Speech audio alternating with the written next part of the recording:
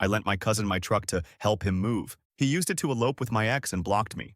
So I reported it stolen. The cops found them in Vegas, and he still had my toolbox in the back. That's when I pressed charges. I'm Caleb, 32, male, and I don't even know how to start this except by saying I knew something was off the second I handed over my keys. My cousin Ryan, 29, male, has always been the kind of guy who can smile while borrowing your last beer and your rent money in the same breath. He's family, so you tolerate the chaos, but I've been burned by him before.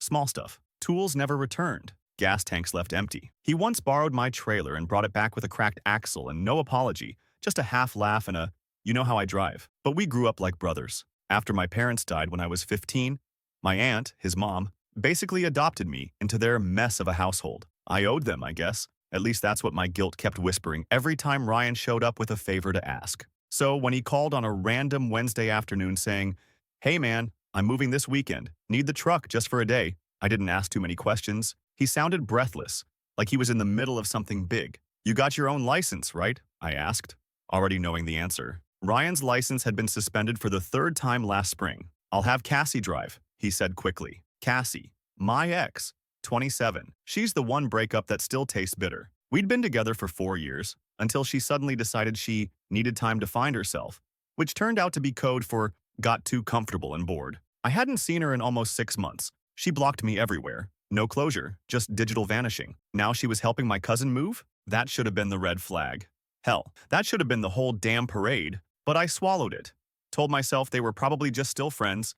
Cassie had always been closer to Ryan than I liked, but I chalked it up to shared interests. They both loved live music, smoked the same terrible weed, had the same impulsive streak. I handed him the keys that Friday. He said he'd return it by Sunday evening. I even threw in my toolbox, the one my dad gave me before he passed. Ryan said he'd need it to disassemble furniture. I told him to take care of it. He looked me in the eye and said, "Swear on my life, man." Sunday came. No truck.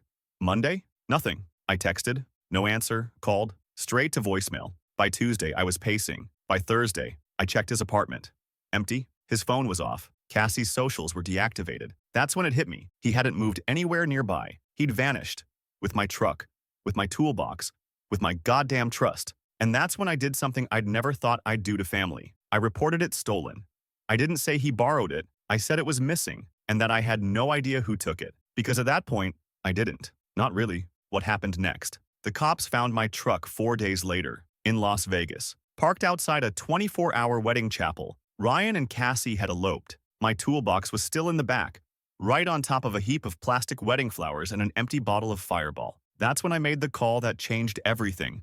I pressed charges. You ever feel your hands shaking before your brain even catches up? That was me, standing in my kitchen with the officer on speakerphone, hearing the words, "They've been detained.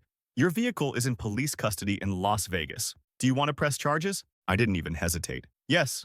The cop paused. "You understand this could lead to jail time for your cousin?" I stared at the ring-shaped scorch mark on my counter, left by Cassie's favorite mug, something I hadn't been able to throw away, something I didn't even realize was still haunting me until that moment. And suddenly, it all clicked. She wasn't just helping Ryan move. They'd planned this.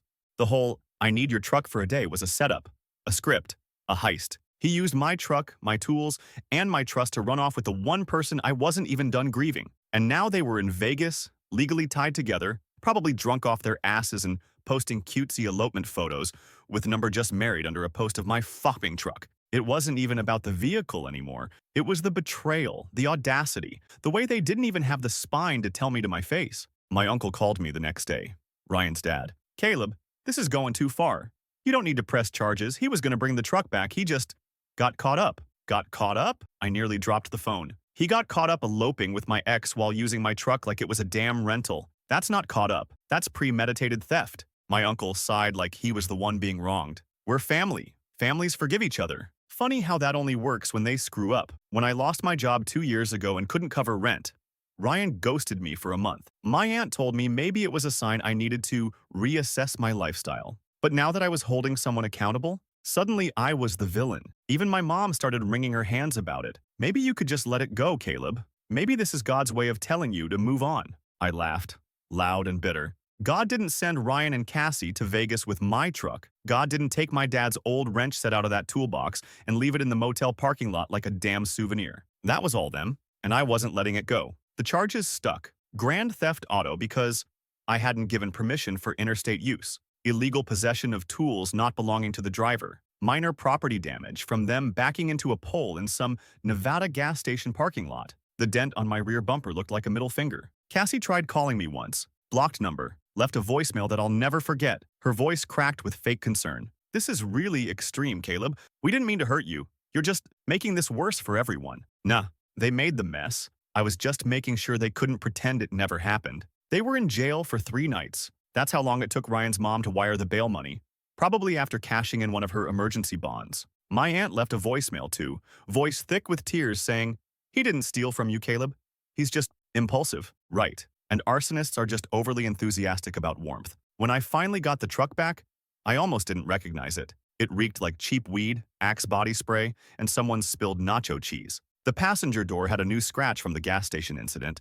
The back seat was sticky with what looked like melted sour gummy worms, and my dad's old wrench, the one with his initials carved into the handle, was missing. I found a Polaroid under the seat, one of those cheesy Vegas wedding souvenir shots. Cassie in a white romper, Ryan in a Hawaiian shirt, both holding up "just married" signs and flashing peace signs like they hadn't just detonated my life. Behind them, my truck. The license plate was visible in the photo. I stared at that photo for a long time. My heart didn't even break, it just hardened, like someone threw cold steel over the last soft part I had left. 2 days later, I walked into my local courthouse and told them I wanted to proceed with everything. Every damn charge. People started picking sides. My uncle posted some vague Facebook rant about betrayal hiding in your own bloodline. My cousin Megan DM'd me and said I was being petty, that it's just a girl and you have so many tools. My own mom kept asking, what's this really about? What it was about. It was about how they made me feel like a fool in my own story, like a placeholder, like I was the one being extra when all I ever did was trust the wrong people too many times. The fallout at work wasn't fun either. I'd taken time off when the truck was missing. Couldn't do HVAC jobs without my mobile setup. One client left a 1-star review for a canceled job, said I was unreliable. Another contractor tried to poach my spot on a major remodel project because I was too distracted with personal drama. But the kicker? Cassie posted. From her backup Instagram, not the main one where we used to follow each other. No, this was her burner, the one she never let me see. I found it through one of her wannabe influencer friends, a story clip, her and Ryan laughing in some dingy motel room, captioned, "Sometimes you gotta steal the car to drive toward real love, Shmiraidordi." I saw red.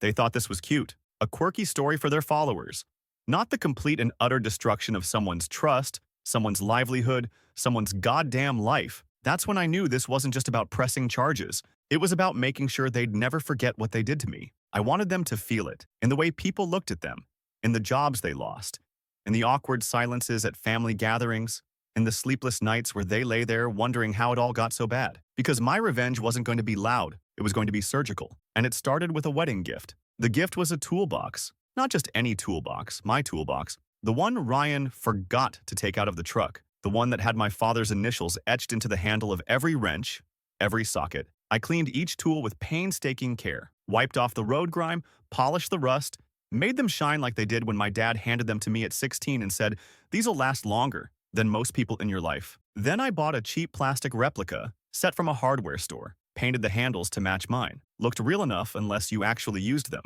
I packed those fakes into the original toolbox and wrapped the whole thing in bright wedding paper. Sent it to Ryan and Cassie's motel room in Nevada. Overnight shipping. Tracking confirmed it was delivered 2 days after their court date. No note inside, just tools that looked familiar but wouldn't work for shit. And then I waited. Sure enough, a week later I got a text from an unknown number. Just a photo. A snapped ratchet wrench lying in someone's hand, followed by, "Real funny, Dick." I blocked the number without replying, because that was just the amuse-bouche. Next came the IRS tip. Ryan had been doing cash jobs for years. Odd mechanic work, unlicensed repairs, flipping junk cars under the table. He once bragged about not having filed taxes in 3 years. So I filed a Form 3949-A, anonymous tax fraud report, laid it out like a spreadsheet. Names, dates, cash payments, photos of the cars he'd flipped that he definitely didn't report. And Cassie? Oh, I remembered her Instagram side hustle. She used to run a vintage clothing resale shop that she never claimed income for. So I filled one out for her too. Equal opportunity, right? Then I called in the big one. I contacted the landlord of the building where Ryan had subleased a garage unit under a fake name. I let him know that someone had been storing non-permitted automotive materials and possibly doing illegal repairs. Sent some photos from Ryan's now public court records. That garage got padlocked the next week. He lost everything he had in there. Still, it wasn't enough. Not yet. Not until they felt what I felt. That hollow ache. That stripped-down, exposed kind of betrayal where every memory feels like a scam. The final step was social. Cassie had reactivated her main Instagram, all pastel filters and faux deep captions like, "Marry your best friend. Life's too short for what-ifs." So I used one of my old burner accounts to comment under her "We eloped" post with 3 words. Was Caleb invited? No insults. No threats. Just enough to open the floodgates. By the next day, her comments were filled with people asking what happened, if this was the same Caleb she used to post about. Someone linking her old photos with me. Another asking if she was the cheater cousin eloper. The truth didn't even need to be posted. People filled it in themselves. She locked her account the next day. But I wasn't done, because what came next changed everything, and I didn't even have to lift a finger. Update 1. Okay, wow. I didn't expect this to blow up. I honestly thought I was just venting into the void. Figured maybe a few of y'all would read it, nod, and move on. But I've been reading through your comments all night and, holy hell, some of you are savages in the best possible way. Whoever said, mail them a sympathy card for their financial stability deserves a Pulitzer for petty. I've been sitting here in my garage, scrolling through everything with this stupid mix of rage laughing and something like grief. Like, yeah, what they did was unforgivable. But y'all reminded me, I'm not crazy for being this angry. It was betrayal. Deep, manipulative, scarring betrayal. And no, I'm not a monster for pressing charges. I'm someone who got used like a prop in someone else's love story. And speaking of that, yes, Ryan and Cassie did see some of your comments. No clue who sent it to them. But I got a screenshot from a mutual acquaintance. Cassie apparently called this story a fictional hit piece by a bitter ex. And Ryan, get this, posted, "Real men don't air family drama online." From the guy who aired my relationship in a Vegas motel and tagged it with #blessed. Here's where it gets even more unhinged. I got a call from Cassie's mom. Haven't heard from her in over a year. She goes, "You need to stop this, Caleb. You're embarrassing everyone. My daughter is newly married and you're ruining her fresh start." Fresh start? With my truck? With the tools my dad left me in his will? I asked her flat out. Did she tell you how they got to Vegas? Silence. Then she hung up. And here's the kicker. I got an email yesterday from a producer at some local tabloid-style podcast asking if I'd be willing to share my viral story in a recorded interview. I said no. This isn't a joke to me. It's not a viral prank. This was my life, my trust, my family. But it does feel like something shifted. Before, it was just about justice. Now, it's also about making sure no one else ever gives them the benefit of the doubt again. And yeah, I know some of y'all are still asking, was it worth it? Short answer, yes. Longer answer, wait until you hear what happened when Ryan tried to get his job back. Trust me. What's coming next? He earned every bit of it. Ryan worked at a local auto body shop. Nothing fancy, but steady money and one of the few places that still let him slide on his sketchy past. Late shifts, cash tips, occasional under-the-table repairs. The owner, Hank, was one of those old-school guys who believed in second chances until you made him look stupid. Guess who made him look stupid? See, right after the Vegas mess hit the family circuit, Ryan tried to go back to work like nothing happened. Showed up wearing his busted-ass flip-flops and a smug smile, acting like the trip was just a mental health reset. Word travels fast in small towns, though, and I hadn't even needed to say anything. One of Hank's regulars, guy named Denny, overheard everything while getting his truck aligned. Denny's son goes to the same gym Cassie used to post from. The same gym where she accidentally let it slip that her new husband borrowed a truck and never gave it back, but the cops got involved and made it a whole thing. By the time Ryan clocked in that week, Hank was waiting. Said the conversation lasted about 3 minutes. Hank asked point blank, "You steal that truck?" Ryan goes, "It was a misunderstanding." Hank says, "Did you take it across state lines without permission?" Ryan tries to laugh it off like it's a joke, and that's when Hank handed him his last paycheck and said, "Get the hell off my property." He got fired, just like that. No references, no comeback, no place to fall. Cassie, meanwhile, started making noise on social again. Her Insta account went private after the comments exploded, but she still had her TikTok. Posted some shaky, poorly lit video crying into the camera about how hard it is when people twist your love story into a crime drama. Girl, your love story is a crime drama. Literally. What really pushed it over the edge, though, was the fundraiser. Yep, they made a GoFundMe. Newlyweds starting fresh after legal drama. Cassie framed it like they were victims of a family vendetta and unlawful targeting by someone who couldn't handle being left behind. She mentioned false charges, social media bullying, and the need to rebuild after being unfairly arrested. I stared at that fundraiser for a full 5 minutes before I realized she listed the goal as $15,000 to rebuild from consequences. They made about $37 before it got flagged and taken down. And not because of me. Someone in the comments linked court documents, screenshots of Cassie's Vegas post, and a quote from Ryan's own Facebook rant. The platform took it down within hours. I didn't even lift a finger, they buried themselves. But I was just getting started. Because revenge doesn't always come with flames and fury. Sometimes it looks like a carefully folded envelope, addressed to Cassie's employer. Cassie worked at a boutique marketing firm. Small place, maybe 15 employees, but one of those we're-a-family environments with monthly potlucks and motivational Slack messages about owning your narrative. You want to know what's funny? They had just launched a rebrand campaign about integrity. I mailed them a physical letter. No return address. Typed. Neat. No threats. No accusations. Just links. Screenshots of Cassie's now private posts. Her GoFundMe pitch. The court summary from Clark County's public records site. A photo of my dented truck with their newlywed bliss posing beside it. At the bottom I wrote, thought this might interest your PR team. Best, someone who used to believe in her narrative. A week later, Cassie was fired. She posted something vague on Facebook. Starting a new chapter, life works in mysterious ways. But I know what really happened. One of her old coworkers, who I'd met once at a holiday party, messaged me. Just wanted to say, I saw your letter. A lot of us were shocked. No one knew she was capable of that. The owner didn't want the optics. She's out. And just like that, the woman who stole my truck, my tools, and 4 years of my life had nothing left to Instagram but her morning coffee and motivational quotes from Pinterest. But Ryan, he spiraled. No job, no income, living off a motel room credit card and Cassie's pity. Word got around that his mechanic buddies weren't returning his texts anymore, that he started showing up at bars trying to beg drinks off people who used to admire him. Then he made the mistake of calling me from a burner number. I picked up without thinking, because I didn't recognize it. The voice on the other end, slurred, hollow. Caleb, you happy now? I didn't say anything. You got what you wanted. She's crying every day. I lost everything. You think that makes you a man? I let the silence stretch until it hurt. Then I said, you lost everything because you treated everything like it was yours to take. Click. Haven't heard from him since. But here's the part I didn't expect. I still felt hollow. Not because I regretted it, I don't. I'd do it again in a heartbeat. But because somewhere in that wreckage, I realized something about myself too. I wasn't just angry at them, I was angry at me for trusting too long, for bending too far, for needing people who saw me as disposable. So I did the final thing to take my life back. I sold the truck, got a new one. Nothing fancy, but all mine. No memories in the seats, no fingerprints on the dash. I packed up the real toolbox, my dad's tools, and locked them away in my shop. And for the first time in months, I slept. No unfinished business, no half-written texts, no what if, just silence, and the sound of a door closing behind me. For good. Update 2. Alright y'all, wasn't planning on coming back, but a few wild things went down since my last post, and judging by the DMs I've been getting, seriously, who knew so many of you had vengeance spreadsheets? I figured I owed you the final chapter. First off, Ryan and Cassie are no longer together. Yeah, that lasted all of 3 months. How do I know? Because Cassie showed up at my work. Let me say that again. Cassie showed up at my flooring job. I was in the middle of a residential HVAC install when the receptionist buzzed me and said, there's a woman here asking for you. Says it's urgent. I walked into the lobby and there she was.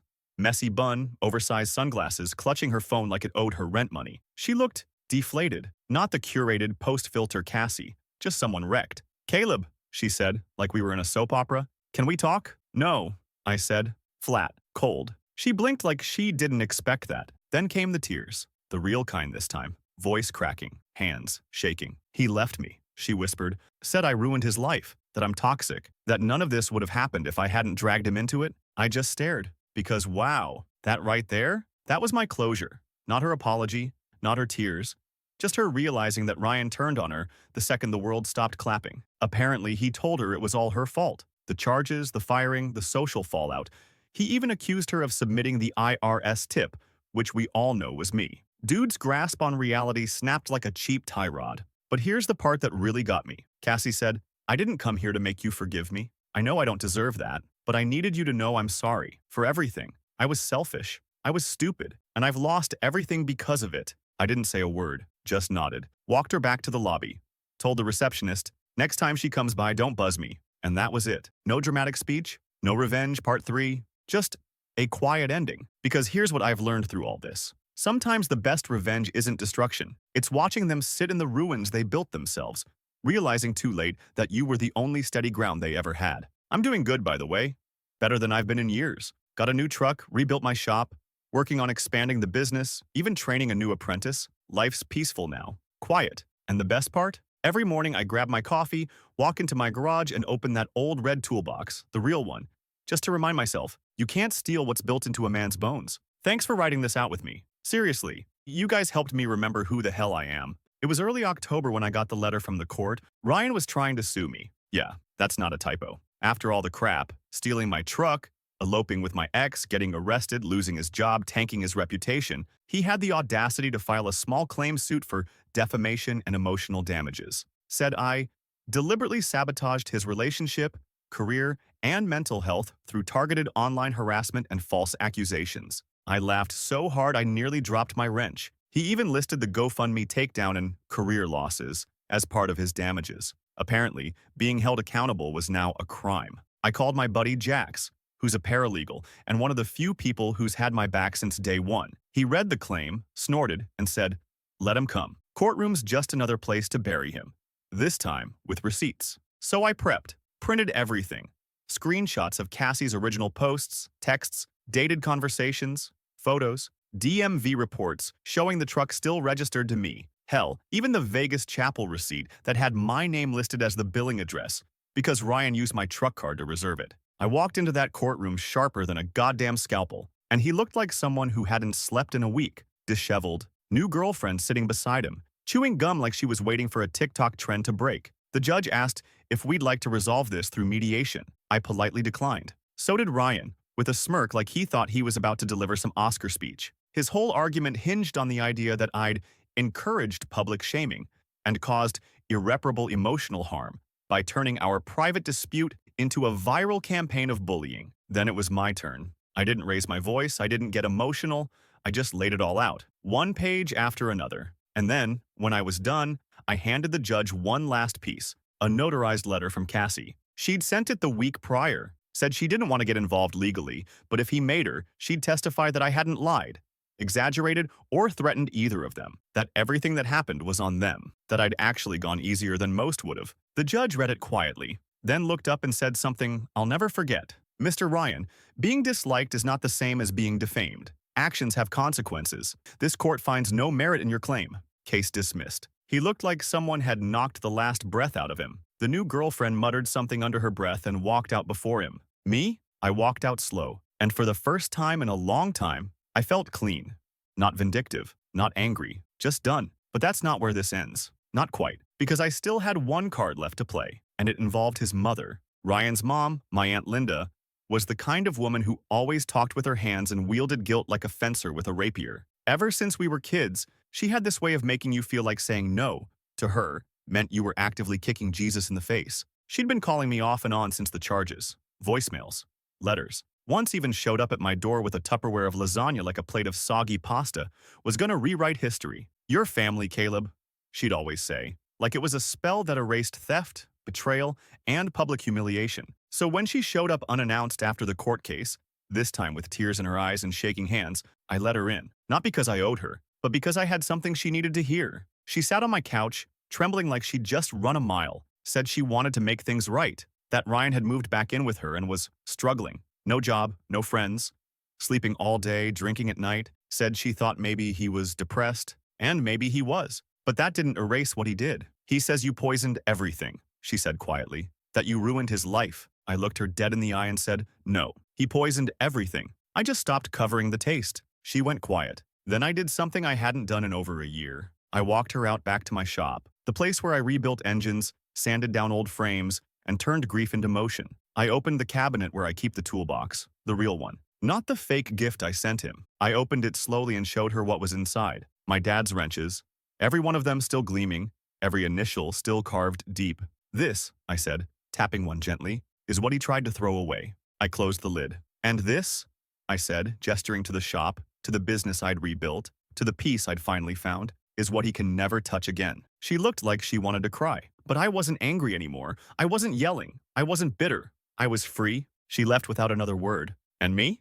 I stood in the shop for a while after, just breathing. There are wounds that don't bleed, betrayals that don't scar your skin, but cut way deeper. But there are also rebuilds, days when you remember who you are, what you've survived, and who you'll never be again. Ryan taught me one thing, in the most painful way possible. Some people aren't rock bottom. They're the shovel, but I climbed out, and I'm never going back.